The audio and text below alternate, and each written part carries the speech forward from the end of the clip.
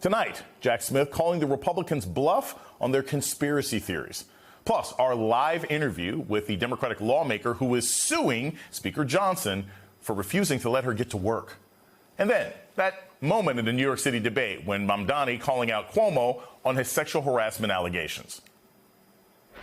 One of those women, Charlotte Bennett, is here in the audience this evening. She cannot speak up for herself because you lodged a defamation case against her. I, however, can speak. But we begin tonight with Trump demolishing part of the great symbol of American democracy.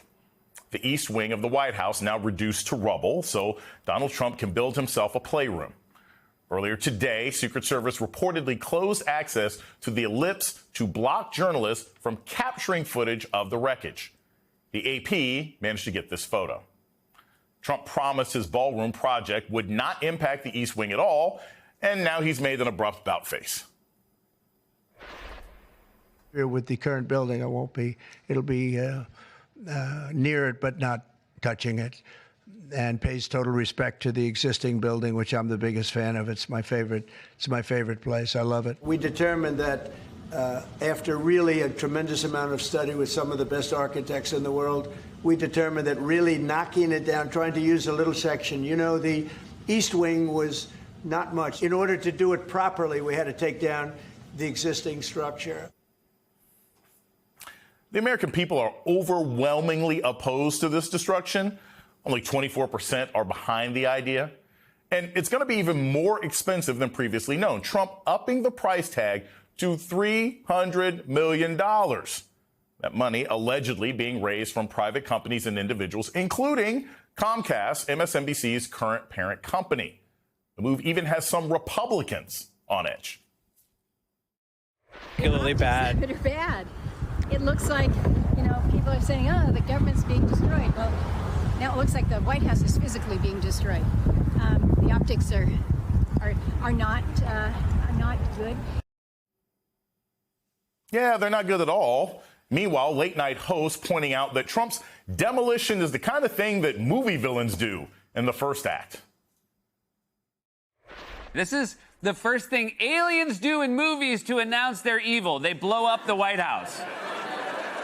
Trump is just cutting out the middleman of invading aliens. We used to need the aliens to come, but not anymore. We're doing it ourselves.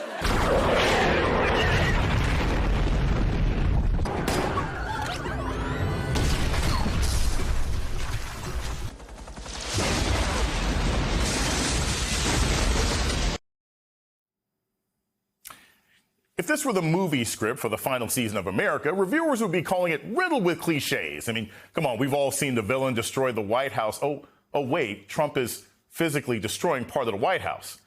Well, we've seen the part where the villain pardons all of his cronies and friends. Oh, wait, Trump just pardoned a crypto billionaire who does business with his family.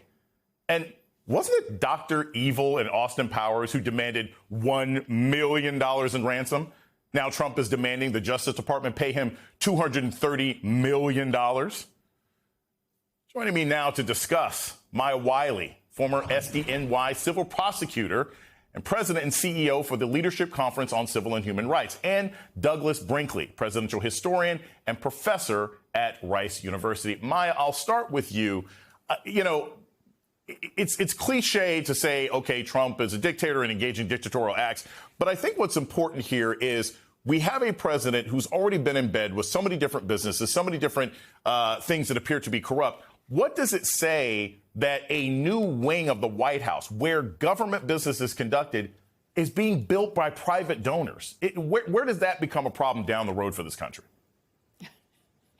I don't even know what to say about that, Jason. I mean, look, the imagery alone I think, speaks volumes about exactly the message Donald Trump has set in his presidency, which I will destroy in order to do what I want to do, whatever that is, and no matter the cost. And in this case, this kind of sense of quid pro quo, you do for me and I'll do for you, is exactly the optics that this creates, because we've already saw this with the fundraising that he did for his inaugural committee, for example. And we saw an incredible rush of people to make sure that they were writing checks to get within his good graces. And when you look at his pardon history, there's no question most presidents who look at pardons are looking at what is the policy decision I am making, right, and what message does it send to the people of this country? And the one that Donald Trump sends repeatedly is that I'm trying to get done what I want to get done for me, and whoever will pay for it, good. And then I will help with the power that I have been given to do what I need to do for them.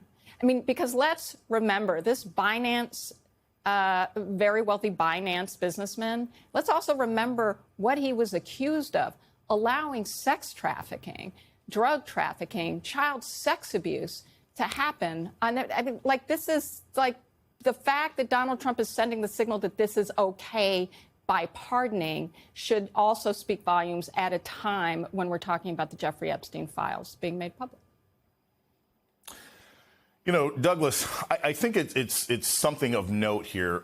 We have popular culture examples of villains becoming the president. Lex Luthor was president of the United States for years. Superman was going crazy. But it's something else when it's happening in reality. And we have polling that says that literally the majority of the public now feels that Donald Trump is acting like a dictator. The view of Trump as a dangerous dictator, source PRRI survey, increasing numbers of Americans view Trump as a dangerous dictator rather than a strong leader. A majority of Americans, 56%, agree that President Trump is a dangerous dictator whose power should be limited before he destroys American democracy. Douglas, that's not subtle. That's the American people saying, I think this guy is going to write the end of the script for this country. What do the American people do about this? Well, they have to register and vote and get involved with local politics. But there's a lot going on, I think, right now. First off, with the East Wing demolition, it's horrendous. I do history preservation for a living.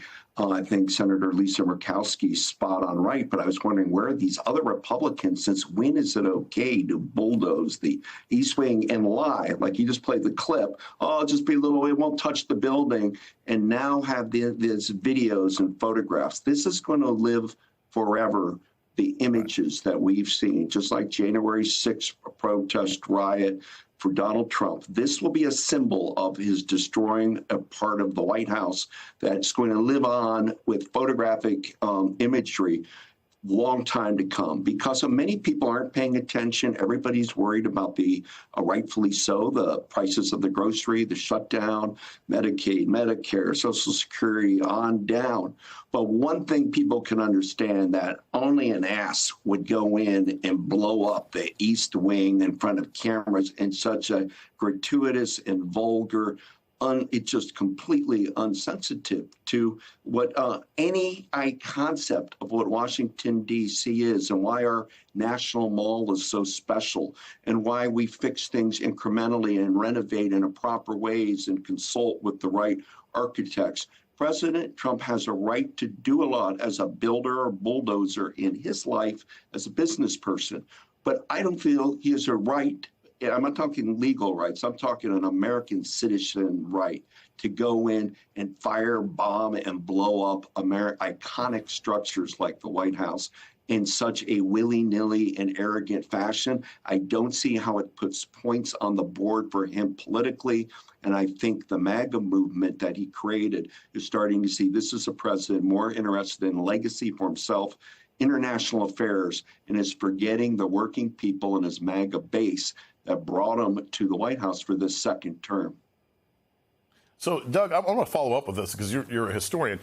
What I see here is not just destroying something, but like I said, rebuilding it. I mean, the idea of a wing of the White House being brought to you by McDonald's and FanDuel and Geico is insane to me. It's being built by sort of private investors.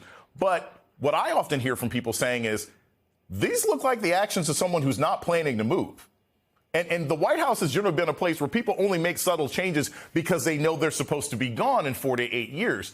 Do you think that people who have that kind of concern, who think the reason this president is making these kinds of moves is because he has no plan to leave in 2028. Do you think that's a realistic concern for people to have when you see something this aggressive about something that's been an American institution, the White House?